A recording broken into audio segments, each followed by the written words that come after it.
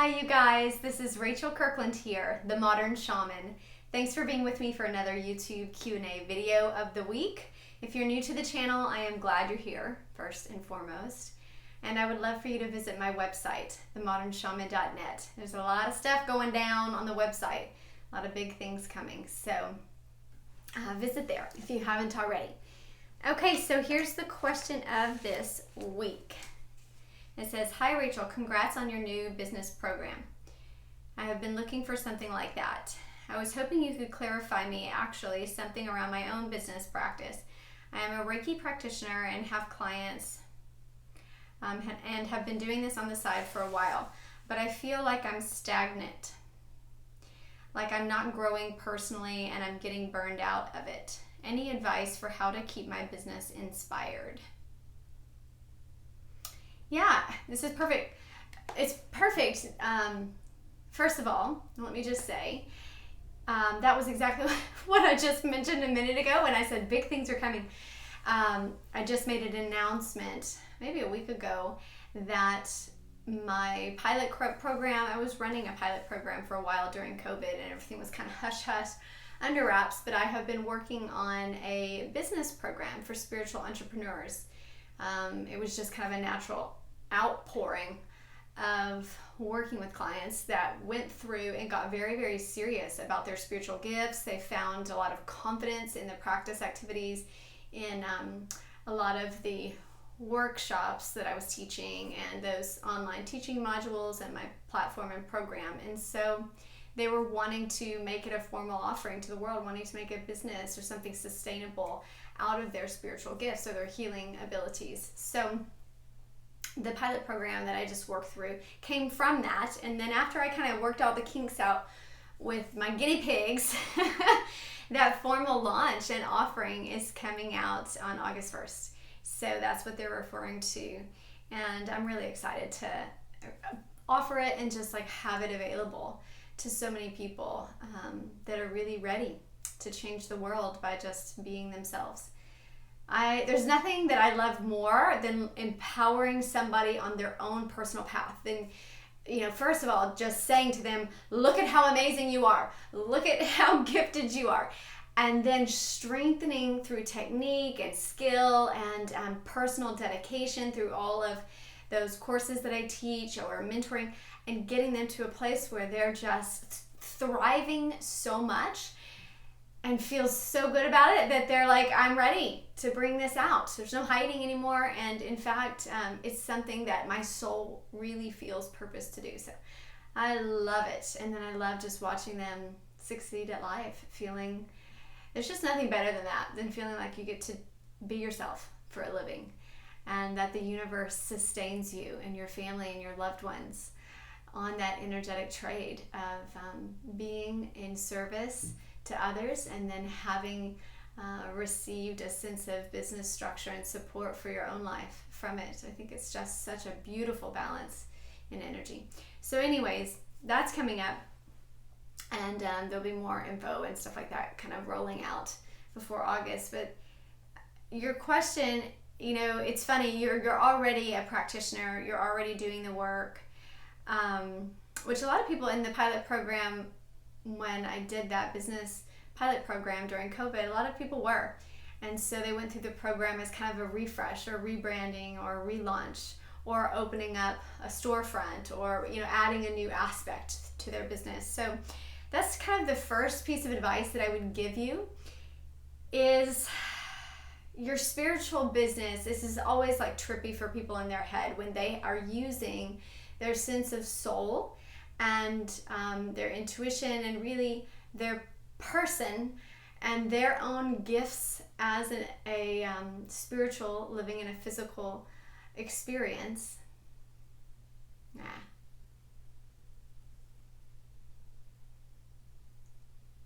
So my first piece of advice to you would simply be about that spiritual business aspect and not kind of capping yourself off, because what happens is when we have a business that is our sole purpose, that is tied to our spiritual growth and sharing our own wisdom and unique perspective, our own energy current moving through us and utilizing our intuitive gifts, really who we are and what we're capable of. When we begin to do that, you can't really cap it and keep it stagnant. You just can't. You can't say, I'm only a Reiki practitioner. You may be that for a while, and that may be a skill that you become an expert and a master in, but there will always be a level of growth that has to remain open, where you're not capping yourself, because otherwise that's like capping your spirit. And your spirit can't be capped. It's eternal. It's evolutionary. It is always expanding, always growing, always learning, right? This is the energy of supreme, of the God force living out through you, breathing through you, touching others through you, healing others through you, giving clarity through your words and your visions and your dreams. All of this, it really cannot have a marketing cap on it. So that's my first piece of advice, is just to stay open and remember that. I think a lot of times what happens, and I see this in those that I mentor through, and maybe they've been working practitioners for a while, for years now, because I've been mentoring people in this line of work for a long time. The older and older I get, right? And so when I see their success and their growth, what happens oftentimes is they have that initial success, they feel great about it, they've got clients that they just adore and are developing relationships, and it's just awesome, and life feels really good, and they're like, oh, this is just amazing, I'm living my best life ever, and this is just, I'm just doing it, right? And then they hit kind of a plateau maybe a few years later, where they feel like, okay, the words I want to share almost feel like I've grown past them. I've outgrown where I once was. I've outgrown my label, my title, my offering. Maybe you in your own personal growth, maybe you started, I'm going to give this as an example, maybe you started with Reiki and you were just totally blissed out and excited to do it, and you were offering that, and it was really powerful. And then it started kind of shifting. You started becoming interested in shamanic healing modalities, or sound baths and therapy through sound, or stones and utilizing the power of elementals and healing through stones or crystals, or all this other stuff. And you're personally getting excited about it, and you're growing and you're learning, and then you're like, but I've already branded myself as this Reiki practitioner, as this Reiki master, and that doesn't really correspond. And so there becomes this kind of fear that the practitioner goes through, where they've evolved beyond where they were sharing. And when this happens, I always encourage those that I'm working with to stay kind of like water. You have to flow with it. This is your soul's purpose. And when things are coming in and you are evolving, this is good. This is a constant space of growth, and you want that in your business. It has to keep growing in order to stay in that energy of the now, in that energy of you being very clearly aligned with what you're doing, because otherwise you bypass it and then you're no longer really aligned with what it is that you're sharing. It's not your current energy, and so you'll feel like you almost have to come down an energy level to offer it. So, and when our fears feel really strong whenever they're tied to our income, or they're tied to a figure of money, and they financially have impact. It feels like the decisions feel heavier, and this is true even in the regular working world. In a corporate job, anytime somebody is making a decision to change their job or lifestyle that impacts their finances, right, then it feels like a heavier decision, and it kind of elicits a lot of fears in us.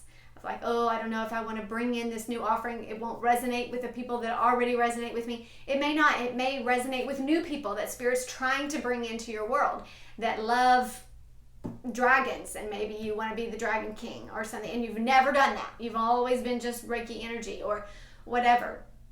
It doesn't mean you have to negate your history and where you came from and shut the door on those people if you still have a heart for that.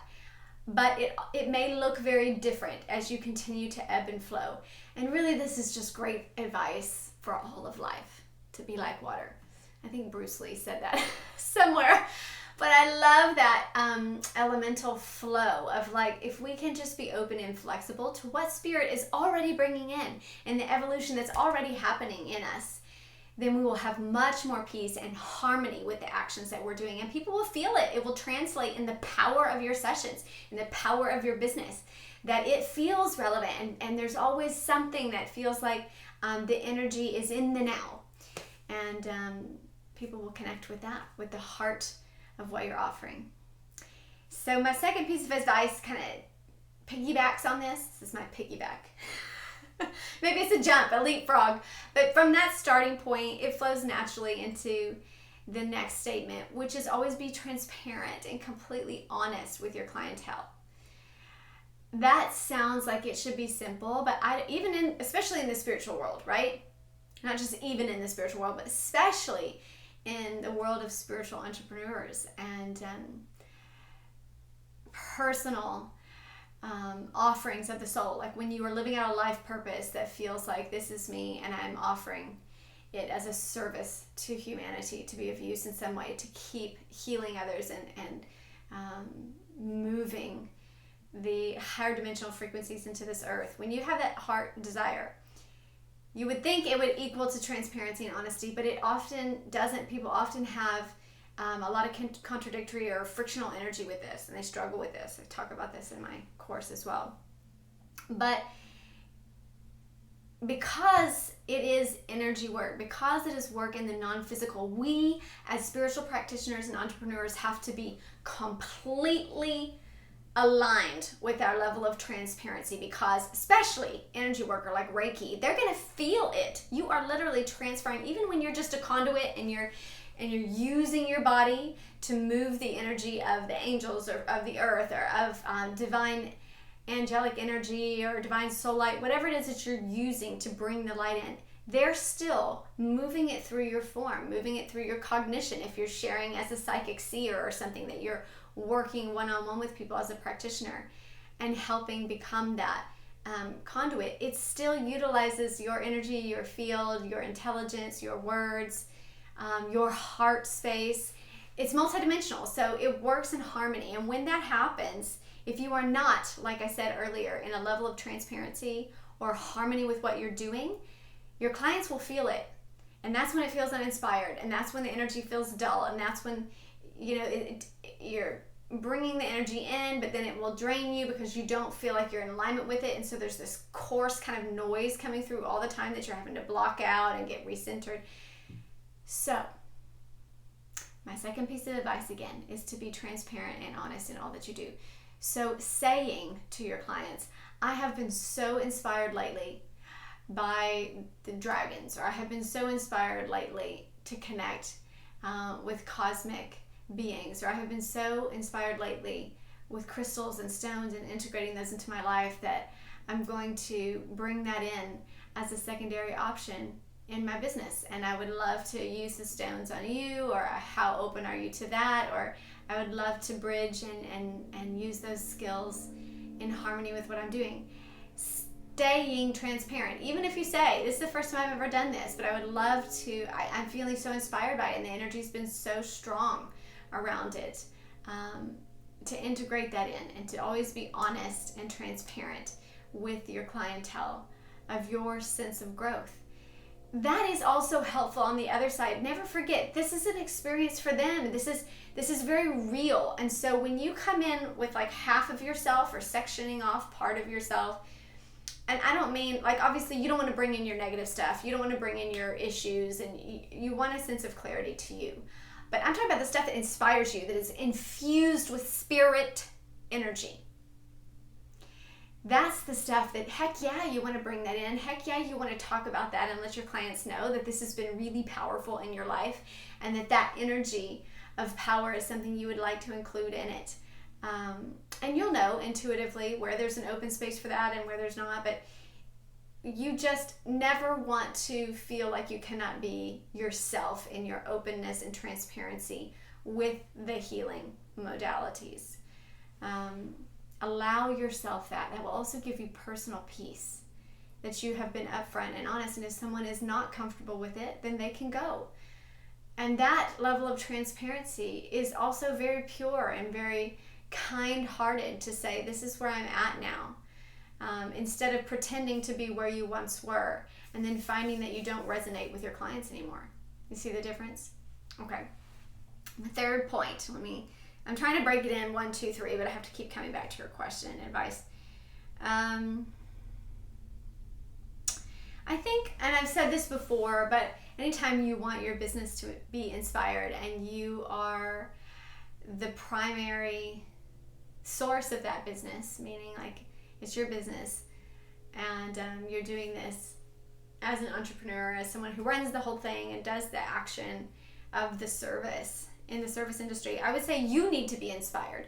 Come back to you. Whenever we don't feel inspired, we feel depressed, a lot of times that is a telltale sign or like a blinking light or neon that says there's soul loss happening here. From the shamanic perspective, oftentimes that means we've gotten a little bit of loss when it comes to our soul going on in that dynamic. We're not taking care of our soul. You could say it in another way and say you need some self-care, some self-love. You need some energy being sent in to you. When that's missing, we often feel like the tasks that we're doing, even if it's the roles that we play, and you're asking about spiritual business, but I'm sure that would bleed into all other areas of your life, how you are in your relationships, how you are in your household and the dynamics and structure that you have there, how you are with friendships. When we are uninspired and we are feeling like there's a bit of our soul that's not connected to us, or we've lost ourselves, or we just feel like I'm not myself anymore. Can't tell you how many clients come to me with that. And they may have a business that they're doing, but they just don't feel like fully themselves. That is telltale soul loss talk. Okay? And so when that happens, you need to feed your soul. You need to get inspired. Whatever that is for you, it's different for everybody. A lot of times we don't know. We've been in that pattern for so long of giving away of ourselves, of doing what others needed of us, that we don't even know, like, what do I want to do? What feels good to me? So start small, but you need to feed yourself that kind of food. And it can literally be food. What do I want to eat? What does my body enjoy? And not necessarily on that, like, I want to be lethargic, I want to do nothing. It's what really feels like it makes me feel inspired. What really feels like my soul comes alive. I'm not thinking, I'm not forcing myself to laugh. I don't have to watch the funny YouTube to make myself laugh. What is it that literally just makes me naturally happy? Is it playing with animals? Is it going for a walk where I don't think about, like, I've got to make myself feel inspired? It's just like I just get swept up in it and I'm in a space of love and I love it. Is it playing with little kids? Is it teaching little kids gymnastics? Is it, going to an art museum? Is it walking the dog, jogging? Is it sprinting? Is it painting? Is it singing in your car? Is it whatever it is? Feed your soul. Feed your soul inspiration. Inspiration is that divine spark of God. It is the spark that feels like we move beyond ourselves. It's expansion energy. And so when we feed ourselves, again, that translates into your business. And people will feel it. I've said that through every single one of these.